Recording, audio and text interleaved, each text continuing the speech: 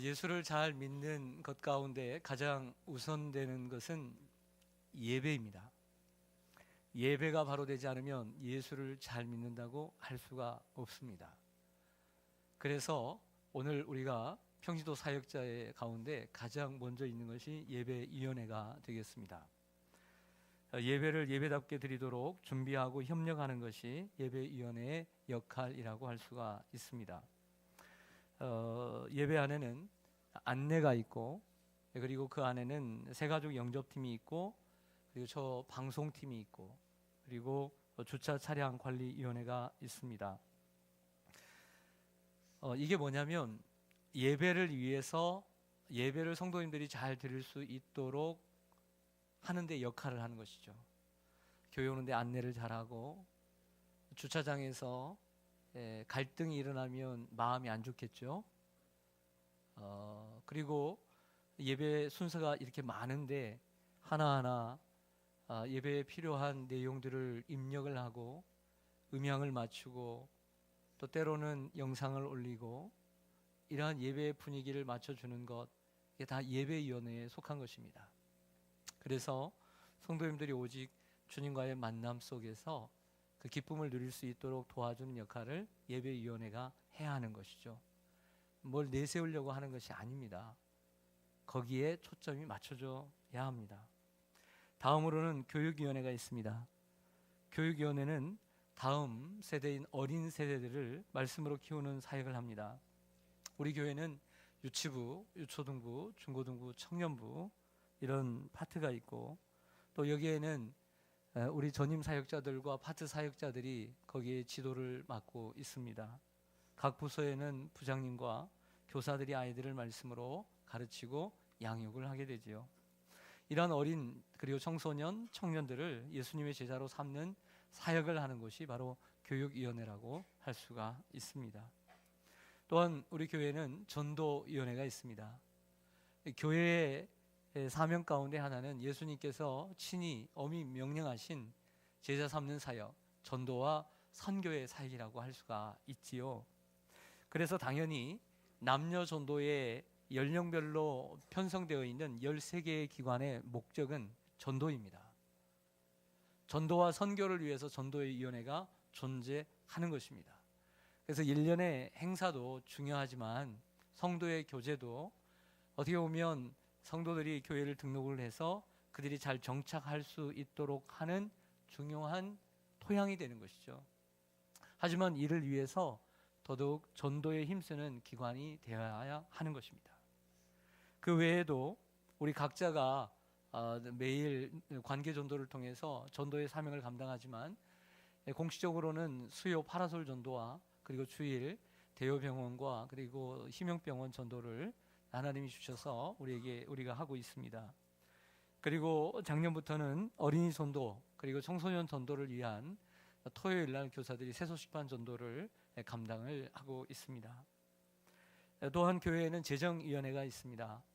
사도행전 6장에 보면 초대교회가 급속도로 부흥을 하면서 사도들이 이 구제일까지 같이 함으로써 성도들에게 원망을 듣게 됩니다. 그러자 사도들은 오직 우리는 말씀과 기도하는 일에만 전무하기로 하고 믿음과 성령이 충만한 그리고 사람들에게 칭찬받는 7 집사를 세워서 구제뿐만 아니라 교회의 재정을 맡기게 되게 됩니다. 성도님들이 자기의 생명과 같은 이러한 물질을 하나님 앞에 바칩니다. 교회에 바치죠.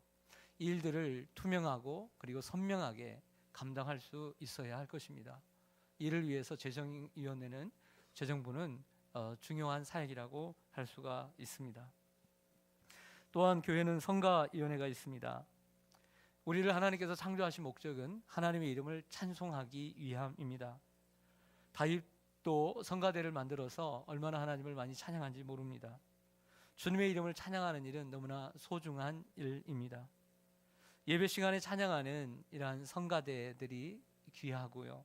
그리고 예배를 돕는 신뢰악단, 그리고 예배 전에 10분, 15분 전에 함께 피아노, 신디, 드럼, 기타, 그리고 싱어들이 함께 나와서 예배를 인도하는 이러한 예배 찬양팀, 금요 찬양팀, 이러한 찬양팀이 귀한 것입니다. 또한 시설관리위원회가 있습니다. 교회는 본질적으로 건물은 아닙니다. 교회는 성도들의 모임이고 거룩한 성도들의 무리이죠. 하지만 교세가 확장되면서 집에서 모일 수가 없었고 교회라는 건물이 세워지게 됩니다. 이것이 바로 교회의 당이 되는 것이고 예배의 당이 되는 것입니다. 여러분, 하나님의 집이 바로 교회입니다. 교회를 깨끗하게 해야 할 줄로 믿습니다. 깨끗하게 해야 되죠. 왜냐하면 하나님의 집이기 때문입니다. 여러분들의 집 깨끗하세요? 안 깨끗하세요? 성가대 여러분, 깨끗해요? 제가 지금 가도 되겠습니까? 웃음이 나죠? 자기가 자기의 집을 깨끗하게 하지 않고 내 가정을 사랑한다라고 자랑할 수 없는 것이죠. 우리가 하나님의 집을 사랑한다고 하면서 하나님의 집이 더럽고 새고 그러면 되겠습니까? 우리가 아끼는 하나님의 집을 늘 깨끗하고 늘 건강하고 늘 튼튼하게 가꿔야 될 줄로 믿습니다. 이를 위해서 시설위원회가 필요한 것입니다. 그래서 우리 권사님들 집사님들이 환경미화팀에서 늘 아름다운 꽃으로 화분으로 때로는 여기에 뭐가 필요할까 저기에 필요할까 이렇게 하고, 우리 관리 집사님이 열심히 또 청소하고, 우리 기관별로 토요일마다 이제 교회가 건물이 하나 더 드러나면서 토요일마다 한두 시간씩 기관별로 청소를 하고 있는 것입니다. 주방팀도 여기에 소속하게 됩니다. 그 외에는 장학위원회가 있는데 장학위원회는 우리의 다음 세대를 섬기는데 사역을 하고 있습니다. 어떻게 보면 교회가 더 확장이 되고 그리고 교세가 커지게 되면 사실 이러한 위원회는 더 다양화될 것입니다. 그리고 전문화되어야만 합니다. 많아질 수밖에 없는 것이죠. 그리고 우리가 듣도 보도 못한 이러한 위원회들을 사실 많이 만들어야 합니다. 그래서 더욱더 이웃을 섬기는데 나아가야 되는 이러한 사명이 우리에게 또한 있다고 보여집니다. 오늘 평신도 사역자를 임명하는 이 임명주일에 새해부터 이제 출발을 하게 되는데요. 저는 이렇게 사역하라, 어떻게 하면 아름다운 사역자가 되고 위대한 사역을 감당할 수 있는가에 대해서 오늘 로마서의 후반부인 오늘 12장 말씀을 가지고 주님께서 사도 바울을 통해서 우리에게 어떠한 사역자가 되기를 바라는가에 대한 말씀을 드리고자 합니다. 첫째는 믿음의 분량대로 사역해야 합니다. 따라서 하겠습니다. 믿음의 분량대로 사역하자. 3절 말씀을 보겠습니다. 3절 말씀 보면 내게 주신 은혜로 말미암아 너희 각 사람에게 말하노니 마땅히 생각할 그 이상의 생각을 뭐하지 말고 품지 말고 오직 하나님께서 각 사람에게 나누어 주신 무엇대로 지혜롭게 생각하라. 분량대로 지혜롭게 생각하라고 했습니다. 여러분, 사람이 각각 다른 것처럼 사람마다 믿음의 분량이 같을까요? 다를까요? 다릅니다. 분량만큼 사역해야 합니다. 기본적으로 사역자들은 교사나 그리고 이 앞에 서는 사람들 그리고 성가대원들은 필히 세례를 받아야 합니다. 세례를 받지 않는 사람들은 세울 수가 없는 것입니다. 그리고 어떠한 일은 재직이 꼭 해야 하는 일들이 있는 것이죠. 그리고 어떠한 직책은 중직자들이, 안수 집사님들이 맡아야 되는 일들이 있고 어떠한 일은 장로님들이 맡아야 되는 직분이 있는 것입니다. 교회의 직분도 이제 입교한 자들에게 주어서는 안 됩니다. 교회의 직분도 초신자들에게 주어서는 안 되는 것입니다. 예를 들어서 여기에 짐이 있다고 하십시다. 무거운 짐이 있는데 그 짐을 누구에게 맡겨야 합니까? 그 짐을 질 만한 사람에게 맡겨야 하는 것입니다. 너무나 그 짐도 감당할 수 없는 사람에게 무거운 짐을 지우게 되면 얼마 가지 않아서 1년 동안은 사역해야 되는데 그러지 못하고 중간에 낙오를 하게 되는 것입니다. 사랑하는 여러분, 어떤 집사님이 저에게 그러셨어요. 저는 그런 생각을 많이 안 하고 목회를 했는데 목사님, 다음부터는 절대 우리 남편이 안수 집사가 됐지만 절대 장로를 세우지 마세요. 이렇게 얘기하는 집사님의 이야기를 듣고 저는 무척 놀랐습니다. 무슨 얘기냐면 가장 가까운 곳에서 살아가는 남편이 그릇이 있다는 거예요. 그릇이. 그래서 저는 그런 생각을 안 하고 목회를 했어요. 하나님이 세우시면 세워지는 거지 라는 생각을 하고 살았어요. 그러나 사랑하는 아내가 사랑하는 남편에 대해서 담임 목사에게 이렇게 얘기를 하는 거예요.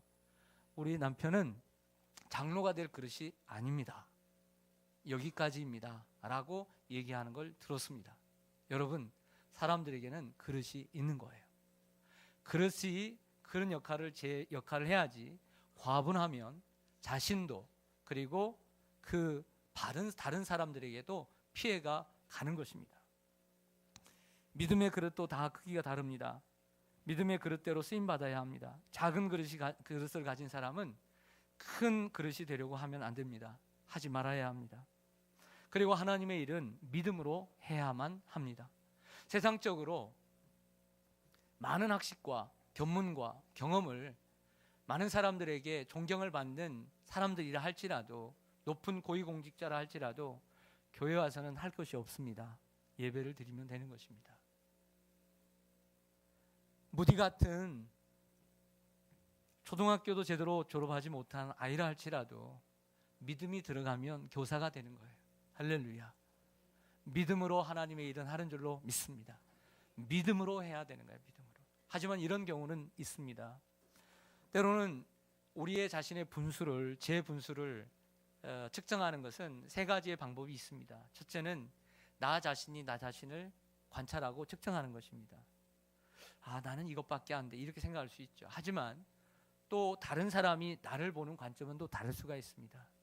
여러분들은 부족하다고 생각하지만 저와 장로님들이 여러분들을 보면서 이분은 좀 부족하지만 이 일을 맡기면 되겠다라고 판단을 하면, 교회 지도자들이 판단을 하면 순종할 필요가 있는 것입니다. 또 하나는 하나님이 판단하십니다.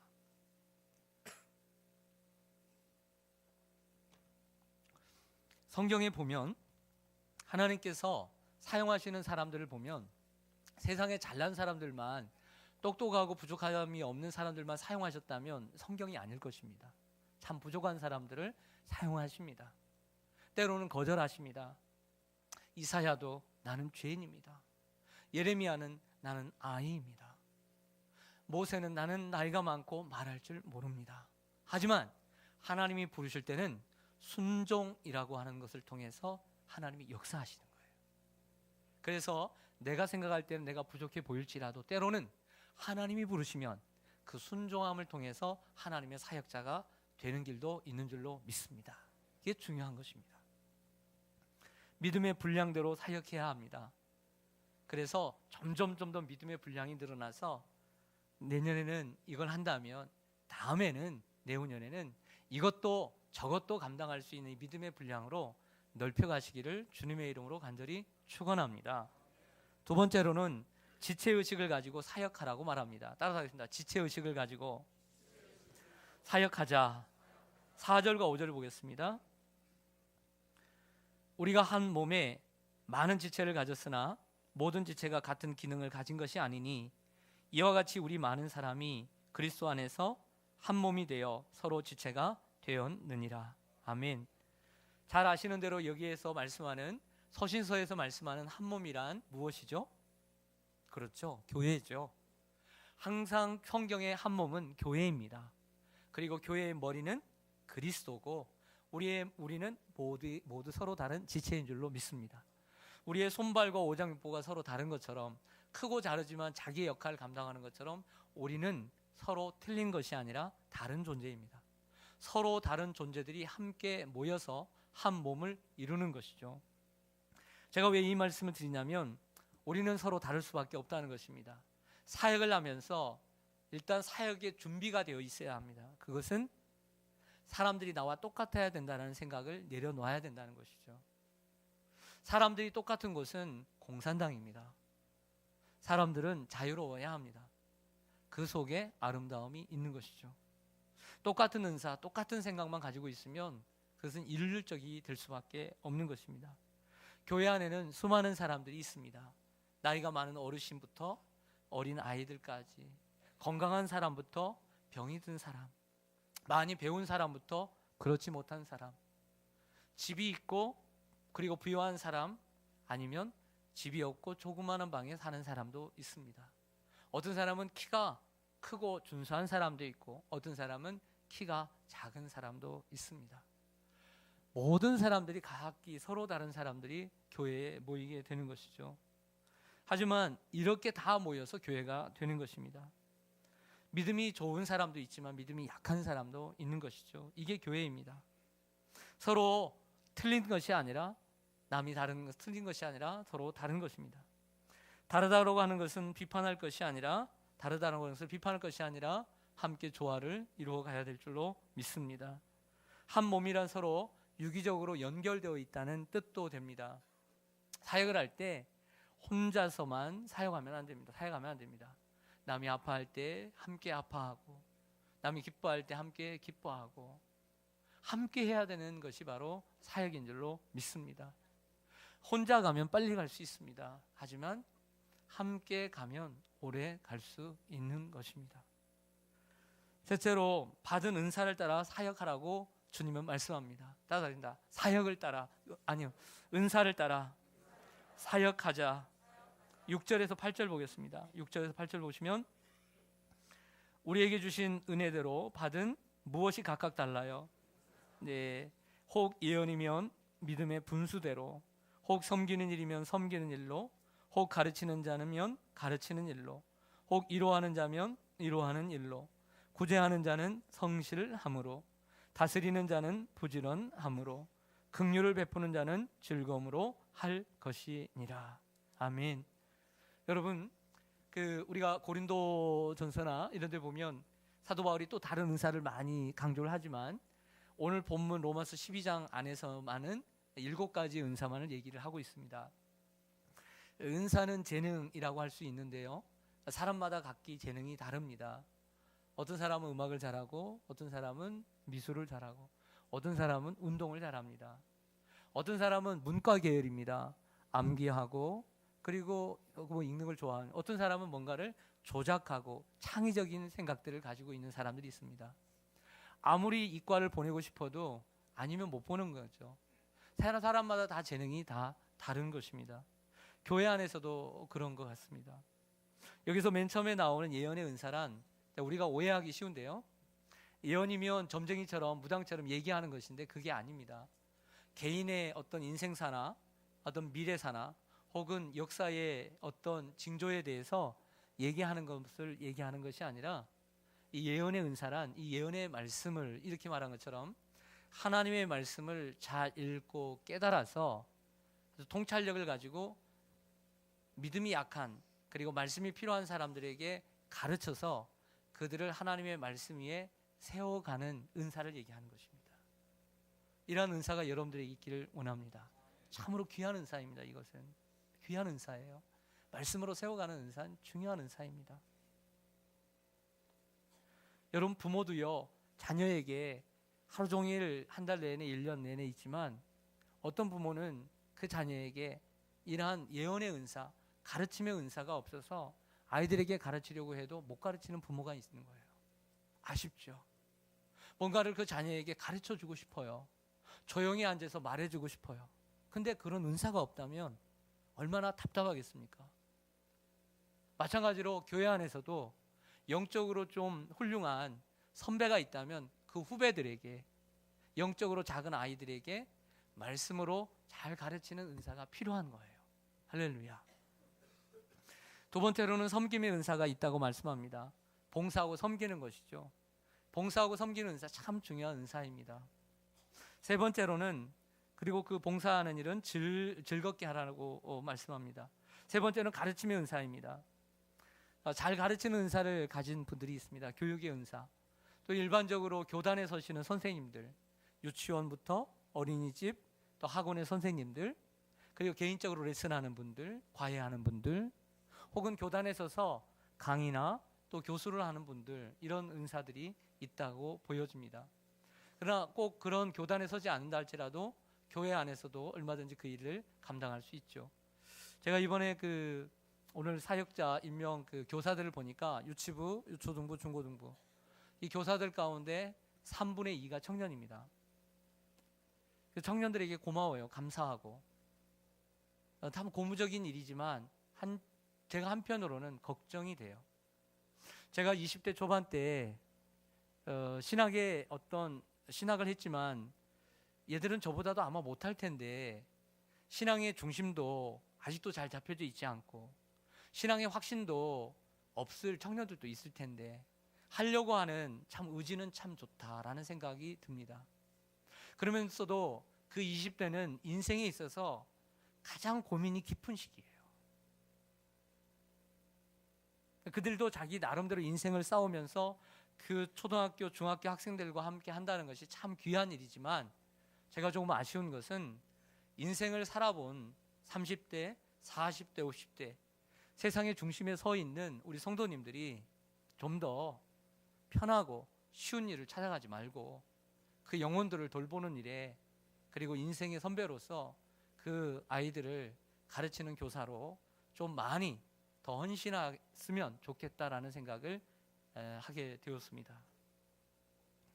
여러분, 우리 교회가 청년들이 찬양에도 많이 서고 교사들도 많이 서는 것은 참 좋은 일이지만 함께 균형을 맞춰야 된다는 것도 여러분들이 아셔야 됩니다. 역사와 전통은 어른들이 잘 지켜가 줘야 하는 것이죠. 그래야 후배들이 설 수 있는 발판이 되는 것입니다. 위로의 은사가 있습니다. 참 교회에서 너무나 필요한 은사라고 생각을 해요. 위로와 격려의 은사. 어떤 사람을 보면 항상 들추어내는 사람만 있습니다. 그 일만 해요. 어떤 사람은 항상 꼬집어내고 트집만 잡고 이런 사람이 있는가 보면 어떤 사람은 늘 위로하고 격려하는 사람이 있어요. 안 되는 일도 된다고 해요. 안 될 것 같은 일도 될 거라고 얘기를 합니다. 포기해야 되는 일도 포기하지 말라고 얘기합니다. 절망 중에 있는 이들에게도 절망하지 말라고 얘기를 해주죠. 참으로 필요한 분들이라고 저는 생각을 합니다. 이러한 분들이 많아야 될 줄로 믿습니다. 또한 구제의 은사입니다. 있는 것을 아낌없이 퍼주는 은사가 있습니다. 가만히 보면 자기를 위해서는 쓰질 않아요.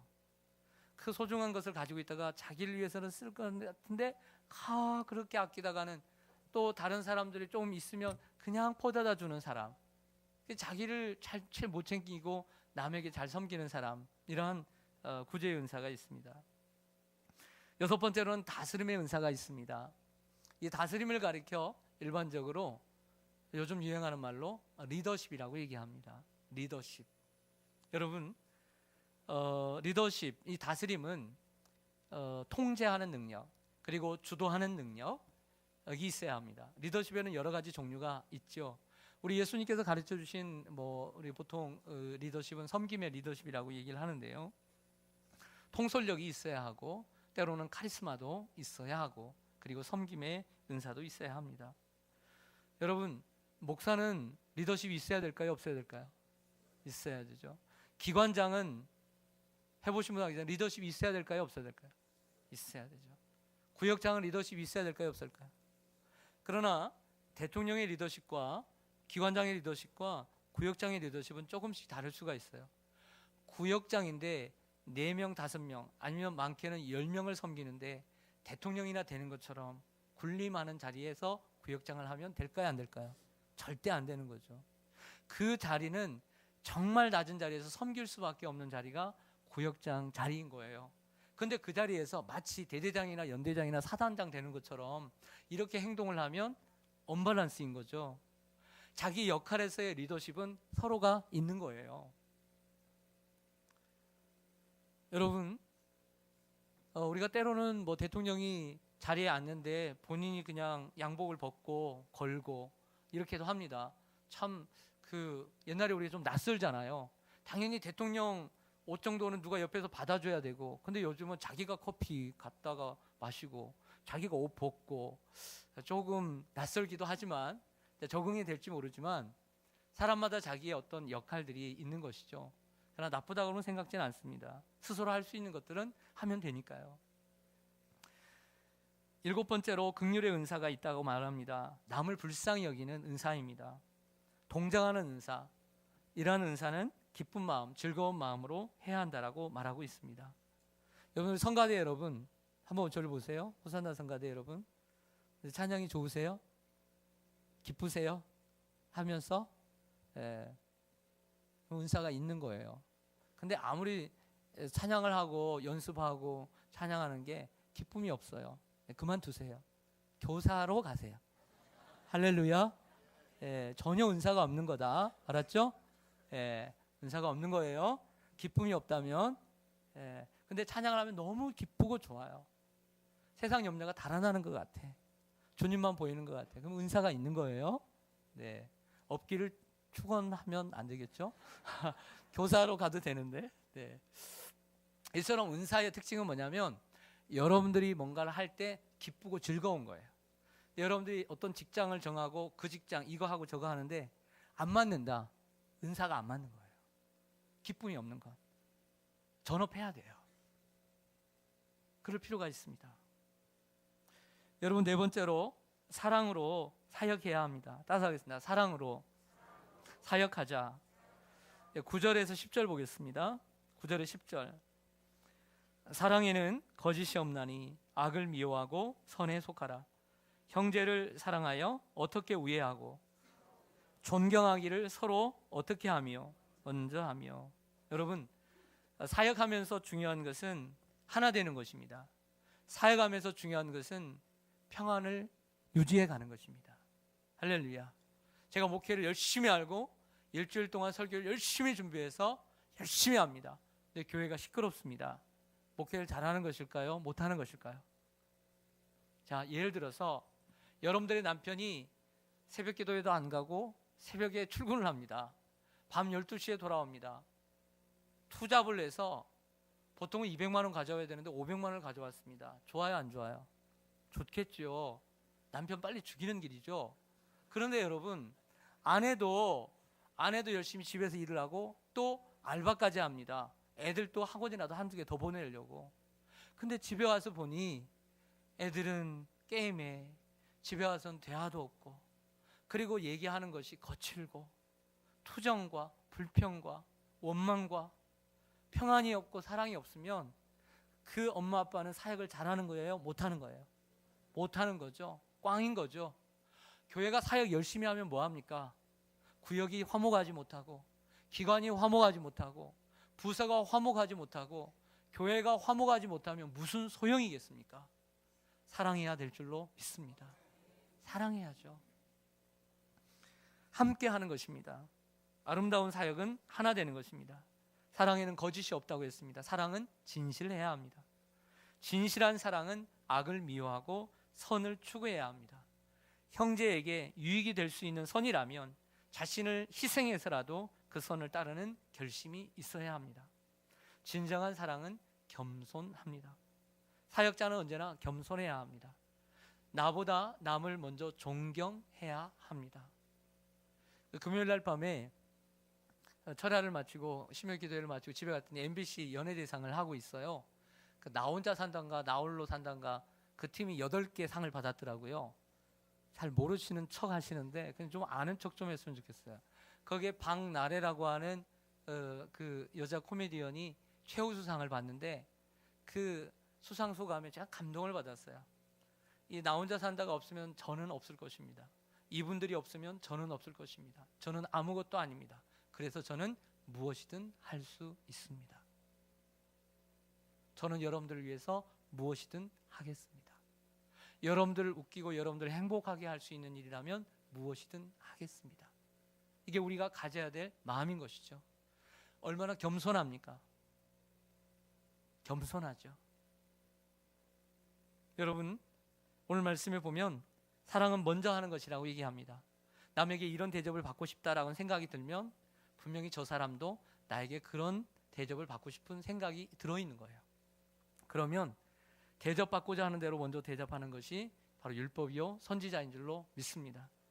고린도전서 13장 말씀에 내가 사람의 방언과 천사의 말을 할지라도 사랑이 없으면 소리나는 구리와 울리는 꽹과리가 되고, 내가 예언하는 능력이 있어 모든 비밀과 모든 지식을 알고 또 산을 옮길 만한 모든 믿음이 있을지라도 사랑이 없으면 내가 아무것도 아니요 내가 내게 있는 모든 것으로 구제하고 또 내 몸을 불사르게 내줄지라도 사랑이 없으면 내게 아무 유익이 없느니라. 우리가 사역을 열심히 하는데 사랑이 없이 한다면 아무 소용이 없다라고 말합니다. 사랑으로 사역하는 새해 되시기를 바랍니다. 다섯 번째로 주님 말씀합니다. 열정을 갖고 사역하라. 따라하겠습니다. 열정을 갖고 사역하라. 11절 말씀 여러분들도 암송하셨으면 좋겠습니다. 함께 읽겠습니다. 11절 시작. 부지런하여 게으르지 말고 열심을 품고 주를 섬기라. 아멘. 여기 열심을 품다라고 하는 헬라어는 가슴에 불을 품고라는 단어입니다. 여러분, 열정이 없는 사람이 뭘 할 수 있겠습니까? 열정이 없는 사람이 어떻게 그 공동체를 변화시킬 수 있겠습니까? 저는 연예인들이나 배우들을 보면서 도전을 받습니다. 여러분들의 삶도 그럴 것입니다. TV에 그냥 나오는 것이 아니죠. 저는 그분들이 열정을 가지고 연기하는 것이라고 저는 보여집니다. 여러분, 저는 이력서를 가끔씩 볼 때가 있습니다. 이력서를 보고 그 사람 면담을 합니다. 면담을 하면서 그 사람의 학력 그리고 교회에서 사역했던 경험들 이건 보는 거죠. 그리고 그런 성품도 보게 되고요. 얼마나 그 교회에 오래 있었는가도 이렇게 보게 됩니다. 그러나 무엇보다 보는 건 간절함과 열정입니다. 교회를 모태신앙으로 오래 다니면 뭐합니까? 교회를 알면 뭐합니까? 교회 구석구석을 알면 뭐합니까? 경험이 많고 사회적 경험이 있고 교회적 경험이 있으면 뭐합니까? 현재 그 마음에 열정이 없는데 어디에 쓰겠습니까? 열정이 없는 사람은 아무데도 소용이 없습니다. 여러분들의 일에는 열정이 있을 것입니다. 직장에 아침 일찍 나가 피곤해도 그 일을 하죠. 열정 있게 하실 것입니다. 여러분, 하나님의 일에도 열정 있게 하십시오.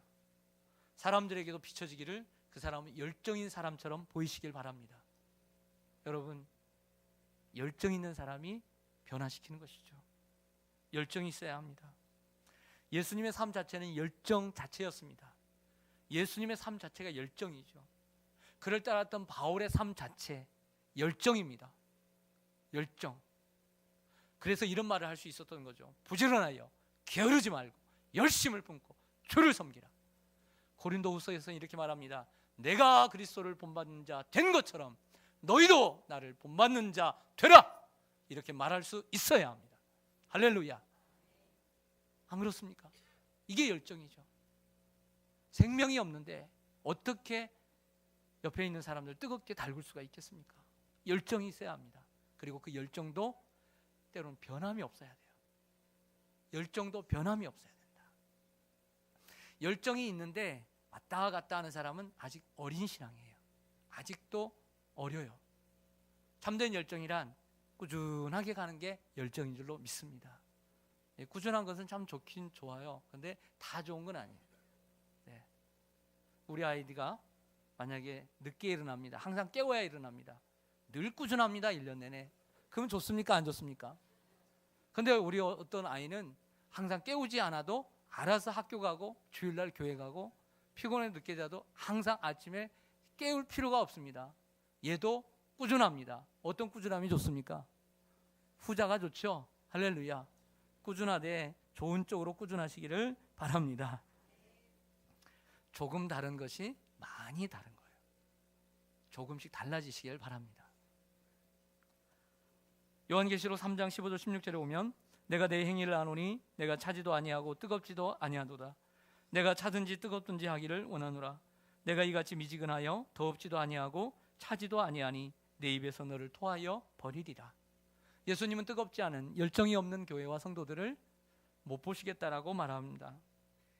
여섯 번째로 인내하며 사역해야 합니다. 따라하겠습니다. 인내하며 사역하자. 12절 말씀 보겠습니다. 12절 말씀 보면 소망 중에 즐거워하며 환난 중에 뭐하며 기도에 어떻게 항상 힘쓰며. 어떤 책에 이렇게 쓰였다고 합니다. 자기가 하고 싶은 것만 하는 사람은 아마추어이고 자기가 하기 싫은 것도 감당하는 사람은 프로다. 여러분들은 아마추어입니까? 프로입니까? 여러분, 네, 좋은 프로가 되시기를 바랍니다. 근데 사람들 중에는 자기가 좋아하는 것만 하는 사람들이 있어요. 아마추어죠. 여러분들은 프로였으면 좋겠습니다. 사역을 하다 보면 1년을 돌아옵니다. 1년을 돌아보죠. 힘들었어요? 안 힘들었어요? 힘든 적도 있어요? 없어요? 있죠. 근데 왜 또 하세요? 대단한 겁니다. 주님의 은혜 때문에 하는 것이죠. 여러분, 사역을 하다 보면 힘들 때가 있습니다. 힘들 때 어떻게 해야 됩니까? 환난 중에 참아야 합니다. 그리고 소망 중에 즐거워하며, 비록 힘들지만 내게 소망이 있어요. 하나님이 나에게 주신 소망이 있어요. 그 소망, 지금은 힘들지만 그 소망을 바라보면서, 그 열매를 바라보면서 즐거워하며 항상 기도에 힘써야 합니다. 믿음의 주여 온전하게 하신 예수를 바라보며, 그 앞에 있는 십자가를 위하여, 영광을 위하여 십자가를 참으신 예수를 바라보며 인내해야 될 줄로 믿습니다. 현재의 고난은 장차 나타날 영광과 좋게 비교할 수 없음을 믿고 인내해야 합니다.